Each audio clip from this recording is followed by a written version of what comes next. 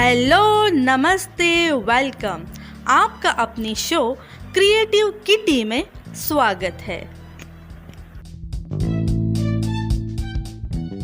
Friends, आज के इस एपिसोड में आप सभी का स्वागत है। हिंदू धर्म के रहस्यमयी लोगों के चौथे एपिसोड में आप सभी का स्वागत है। पहले एपिसोड में हमने जाना जामवन जी के बारे में, दूसरे एपिसोड में हमने जाना गरुड़ जी के बारे में, तीसरे एपिसोड में हमने जाना मयासुर के बारे में और आज के इस एपिसोड में हम जानेंगे कार्तिकेय के बारे में। शिव के पुत्र कार्तिकेय को स्कंद भी कहा जाता है। उन्हीं के नाम पर एक स्कंद पुराण है। हिंदू पौराणिक कथाओं के अनुसार इन्हें मुरुगन भी कहते हैं। संपूर्ण दक्षिण भारत में कार्तिकेय की पूजा होती है। कार्तिकेय और राजा बलि वहाँ के मुख्य देवता हैं। कार्तिकेय का वाहन मोर है और मोर भारत का राष्ट्रीय पक्षी है। यह पक्षी जितना राष्ट्रीय महत्व रखता है उतना धार्मिक महत्व भी रखता है। एक मान्यता के अनुसार अरब में रह रहे यजीदी समुदाय यानी कि कुर्द धर्म के लोगों के देवता कार्तिकेय ही है, जो मयूर पर सवार है। भगवान स्कंद के नाम पर ब्रिटेन के साउथ वेस्ट वेल्स में स्कंदवेल नामक एक स्थान है। श्रीलंका में इसी नाम से एक स्थान है जहाँ रंगनाथन मंदिर है। मलेशिया की बातू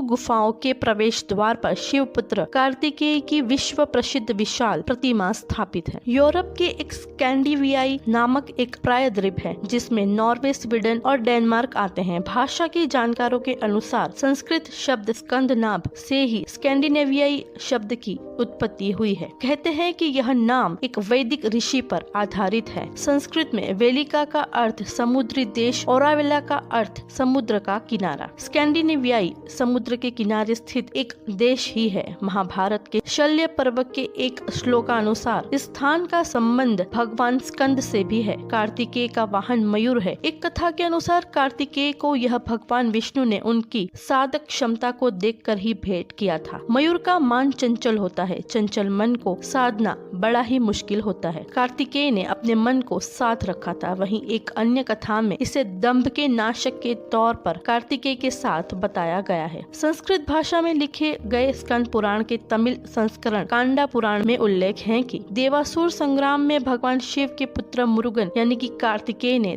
दानव तारक और उसके दो भाइयों सिंहामुखम और सुरापदम को पराजित किया था। अपनी पराजय पर सिंहामुखम ने माफी मांगी तो मुरुगन ने उसे एक शेर बदले में दिया था और अपनी माता दुर्गा के वाहन के रूप में सेवा करने का आदेश दिया था। दूसरी ओर मुरुगन से लड़ते हुए सपा पद्मन यानी कि सुरपदम एक पहाड़ का रूप ले लेता है। मुरुगन अपने भाले से पहाड़ को दो हिस्सों में तोड़ देते हैं। पहाड़ का एक हिस्सा मोर बन जाता है जो मुरुगन का वाहन बन जाता है, जबकि दूसरा हिस्सा मुर्गा बन जाता है जो कि उनके झंडे पर मुरुगन का प्रतीक बन जाता है। इस प्रकार यह पौराणिक कथा बताती है कि माँ दुर्गा और उनके बेटे मुरुगन के वाहन वास्तव में दानव है जिस पर कब्जा कर लिया गया है। इस तरह वो ईश्वर से माफी मिलने के बाद उनके सेवक बन गए। आई होप आपको आज का ये एपिसोड पसंद आया होगा। अगले एपिसोड में हम जानेंगे शिव के गण नंदी के बारे में। फ्रेंड्स, आज का ये एपिसोड आप सबको कैसा लगा ये कमेंट्स करके जरूर बताएं और अगर आपको ये एपिसोड पसंद आया हो तो अपने फैमिली और फ्रेंड्स के साथ उसको जरूर शेयर करें। और अगर आप इस चैनल पर नए हो तो हमें फॉलो कर लीजिए और बेल आइकन को प्रेस कर दीजिए। आज के एपिसोड में इतना ही। अगले एपिसोड में फिर मिलेंगे। तब तक के लिए friends, keep in mind, stay safe, stay positive and keep smiling. Bye bye.